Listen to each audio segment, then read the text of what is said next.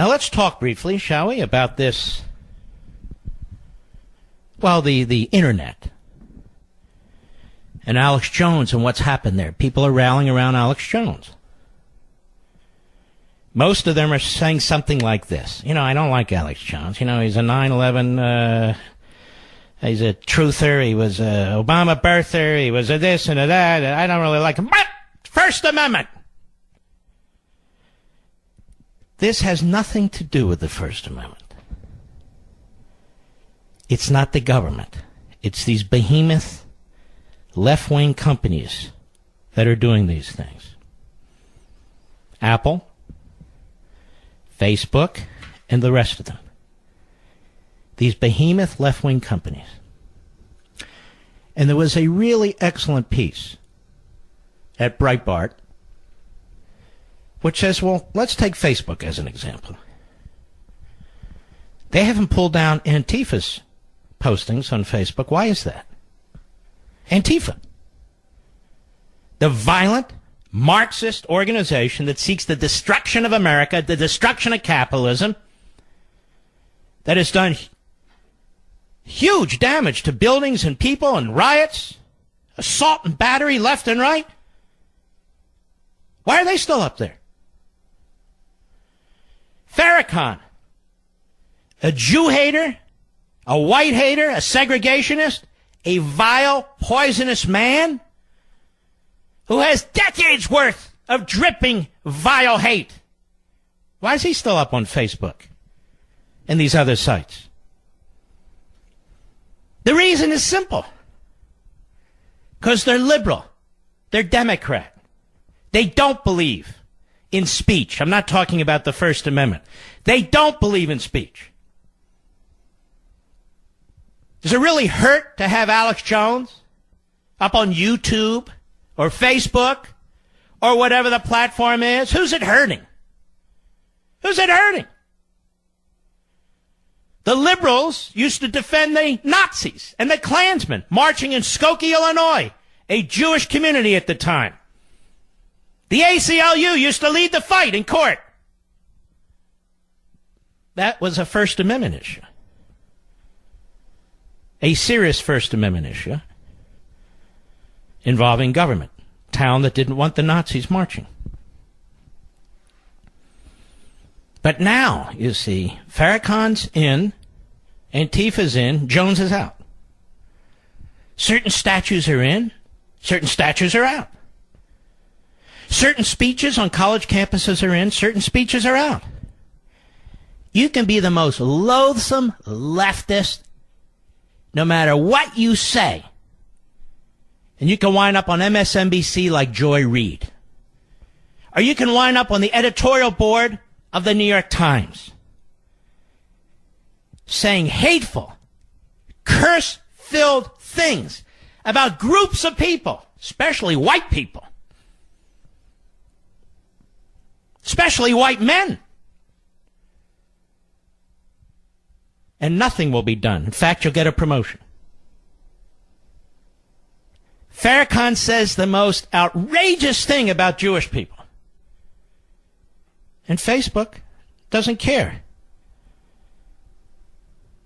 Zuckerberg is a Jew, as I am. Or Zuckerberg. He'll put up with it. New York Times during the Holocaust, owned by Jews. Gotta hide the Holocaust. It's incredible. It's disgusting to me, especially as a Jew. Happens the same with liberal Catholics, liberal Protestants, and so forth and so on. I'm just pointing this out here. So Alex Jones is a great threat. This is a guy I've never heard before. I know who he is, obviously. But he's a grave threat. Farrakhan, not so much. Antifa, not so much. Communist Party USA, not so much. Democratic Socialists, we celebrate. Black Lives Matter, we celebrate. But Alex Jones has to go. Alex Jones has to go. My wife says to me, why don't our wealthy conservatives get together and create the equivalent of Facebook? Or the equivalent of a Twitter? And I told her why. Because they don't have the guts to do it, that's why. All talk, no action. That's why. The left has Soros, Steyer, one after another. They line up, they talk about the top 1%. And, of course, most of the top 1%, believe it or not, most of these billionaires, look at the Forbes 400, are liberals. Many of them have inherited their money. Not all.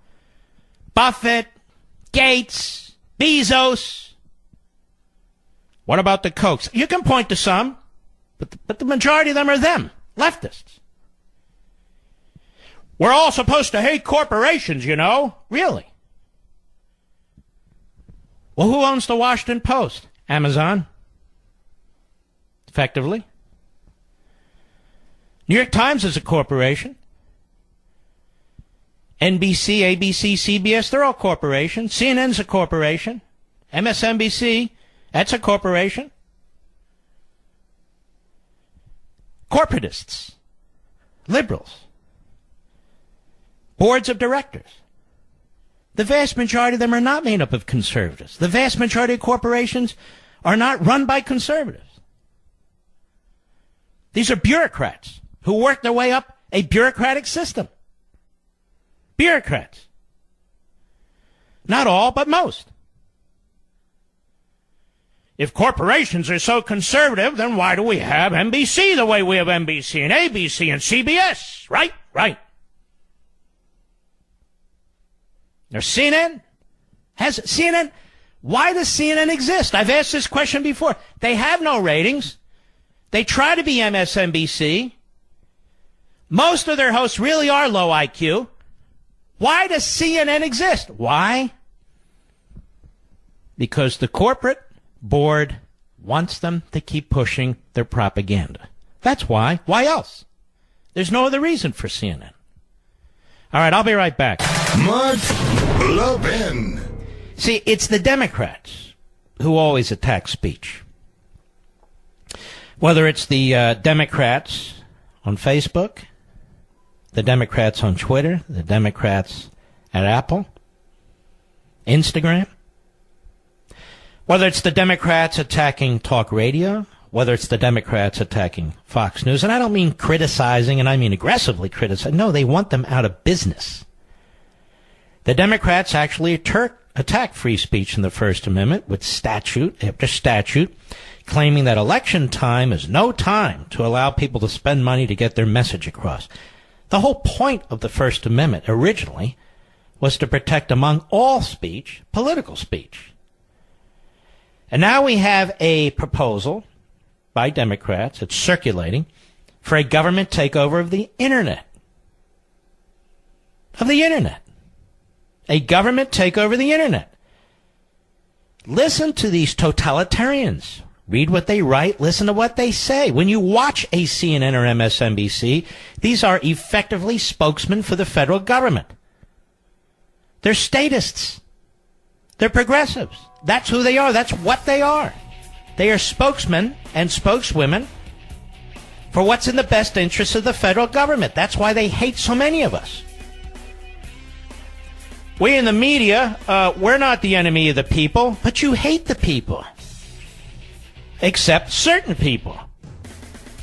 All right, we've got a lot to get to. I hope you'll stick with us, and I'll be right back.